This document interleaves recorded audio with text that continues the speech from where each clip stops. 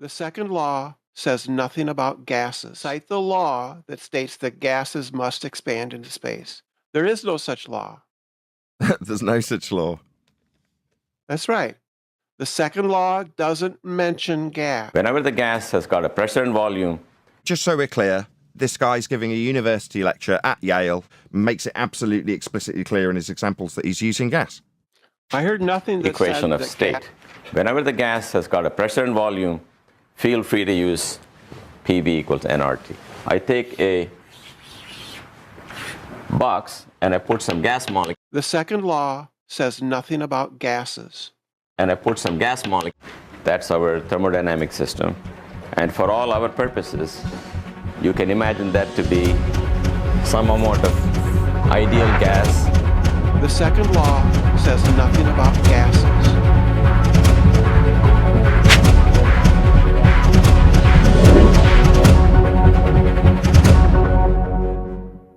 In fact, there are 5. The specific gravity, Newtonian gravity, Einsteinian gravity, God, I can't remember, quantum gravity. Yeah, you're just wrong, and your quick Google search doesn't trump 10 years of research on the subject matter. So, no, mate, you're just dumb.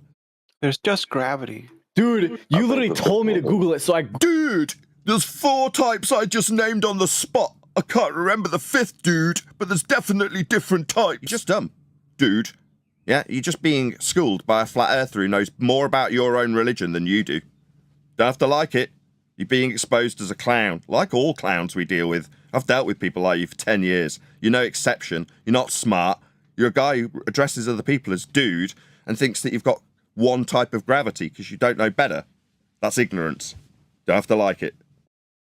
Can you cite the law that says that gas must expand into space? Second law of thermodynamics, I cited it multiple times.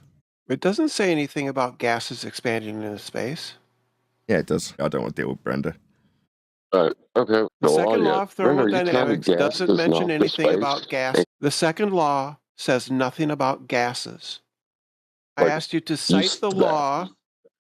Cite the law that states that gases must expand into space. There is no such law. There's no such law. That's right. The second law doesn't mention gas. I think it's. I'm just saying it out of memory because I'm not looking it up. I can't A understand. larger amount of microstates moving into a higher available amount of microstates. Yeah, that's gas filling space, Brenda. Unless what? Unless what? There was no Unless because it's a natural law, not unless acted upon by a force. You got a religious force, boy? Yeah, the force of gravity. No. Isn't a reply. It is absolutely it's not a reply. I gave quotes that you've obviously ignored that came in the last 3 minutes. There isn't really a force of gravity at all. End quote, Professor Brian Cox.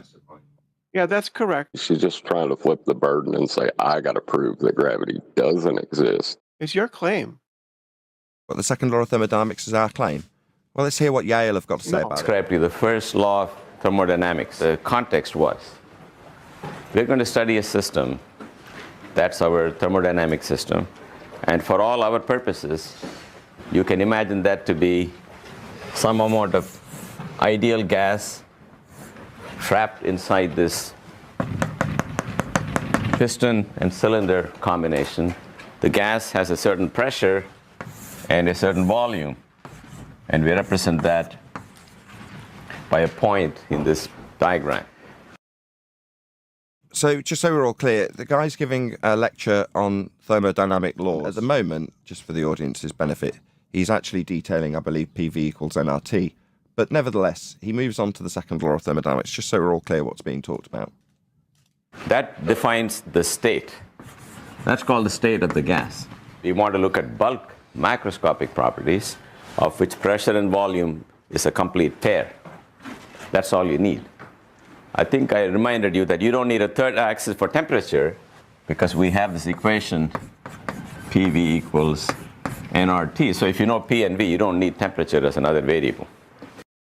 And just for the audience's clarity, V is volume, the space available to the gas, just so we're all clear. That's called the equation of state.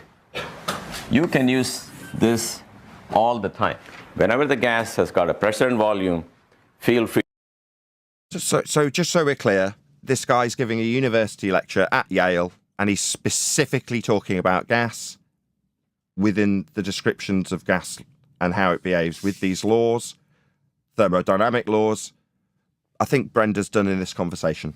I mean, we'll listen just because it's only a couple of minutes long and it's only got about, I don't know, a minute and a half left.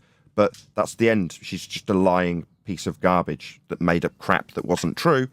The guy at Yale giving a lecture paid by your state that you all get behind and believe in makes it absolutely explicitly clear in his examples that he's using gas. He just said it. I heard nothing that Equation of state. You can use this all the time. Whenever the gas has got a pressure and volume, feel free to use PV equals nRT. I take a box and I put some gas molecules. So the second law on Blackboard at Yale, most assuredly, is what he's detailing when detailing the second law of thermodynamics with gas that Brenda denied. No such law. They're teaching it at Yale. Just remove her from the conversation. I don't want to talk to her anymore. She's only here to deceive my audience and lie to them. The man at Yale isn't lying when he describes gas filling space when detailing very specifically the second law of thermodynamics as written on the blackboard by this man at Yale. She says nothing to do with gas. The second law of thermodynamics violation description of entropic increase would have gas fill space as just lectured at Yale. Everything to do with gas, everything to do with the second law. It said second law on the blackboard, and his description used gas, and how it fills a vacuum, a space available to it. V in PV equals nRT, the volume.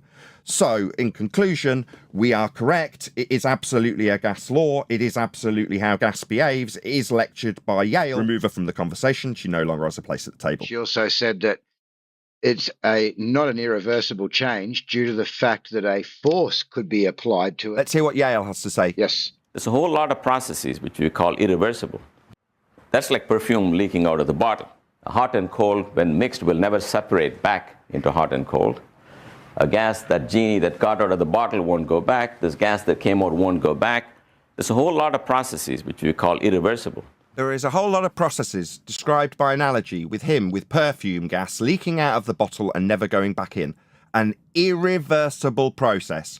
Once gas developed from ground level, escaped into the vacuum, it would never return, like perfume leaking out of a bottle, like the second law of thermodynamics description of entropic dispersion, like being lectured about here specifically with gas dispersion and how that process is irreversible. What's it that Brenda, the Globe believer, had to say to the audience? Not irreversible. I would like to say what she thought was a loophole in her unless was going to appeal to a downward vector force that she would say is gravity. But down is with respect to horizontal plane of reference. You think you live on a ball. So, no, it's not a downward force. You're wrong. 100 people watching.